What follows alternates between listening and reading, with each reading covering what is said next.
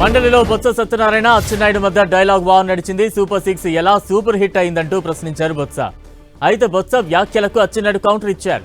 Super 6 super hit కాదు, super duper hit అన్నారు. అందుకే పులివెందుల జెడ్పీటీసీ ఎన్నికల్లో గెలిచామన్నారు. అచ్చెన్న వ్యాఖ్యలకు బొత్స కౌంటర్ ఇచ్చారు. కుప్పంలో తాము కూడా గెలిచామన్నారు. బొత్స కామెంట్స్ కు అచ్చెన్న మళ్లీ కౌంటర్ ఇచ్చారు. కుప్పంలో బెదిరించి గెలిచారని అన్నారు.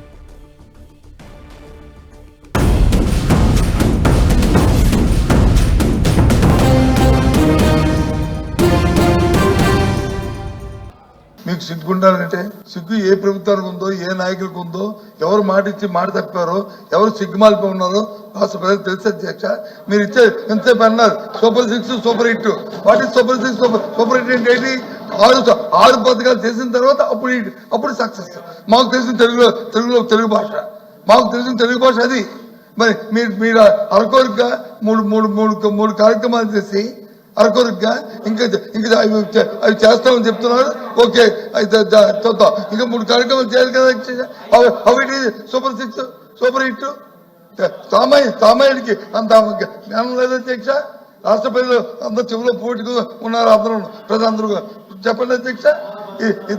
అధ్యక్ష అది మా ప్రజలు అడుగుతారు, దానికి క్లారిఫికేషన్ అడుగుతున్నాం. అది చెప్పని అడుగుతుంటే ఎందుకు కోపం అయిపోతారు మీరు? Super duper hit.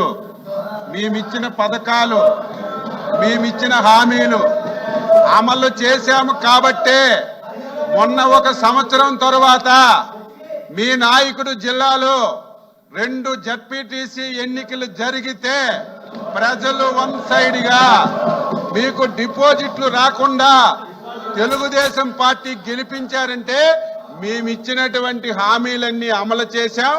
ప్రజలు హ్యాపీగా ఉన్నారు కాబట్టే ఆ రిజల్ట్ వచ్చిందని కూడా గ్రహించాలి.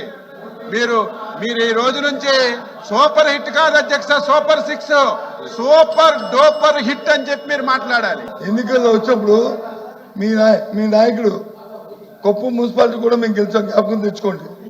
కుప్పం మున్సిపాలిటీ కూడా మేము గెలిచాం, జ్ఞాపకం తెచ్చుకోండి, మర్చిపోకండి. కుప్పం మున్సిపాలిటీ కూడా మేము గెలిచాం, జ్ఞాపకం తెచ్చుకోండి. అప్పుడు మీ నాయకుడు అక్కడ ఎమ్మెల్యే, చంద్రబాబు నాయుడు గారే ఎమ్మెల్యే, అది కూడా మేము గెలిచాం. కాబట్టి ఎప్పుడు అడగండి, వెళ్ళి ఇలా ఆఫీస్కి వెళ్ళి తీయండి. కుప్పం ఎలక్షన్ అధ్యక్ష, కుప్పం ఎలక్షన్ గురించి మాట్లాడుతున్నారు.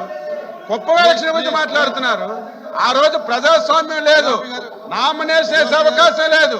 నామినేషన్ వేస్తే మధ్యలో పేజీలు కూడా చింపి వ్యవహరించి ఈ రోజు దాని గురించి మాట్లాడుతుంటే అర్థం పర్థం లేకుండా ఈ రోజు ఇష్టం వచ్చినట్టుగా మాట్లాడుతుంటే ఊరికిండే ప్రశ్న లేదు.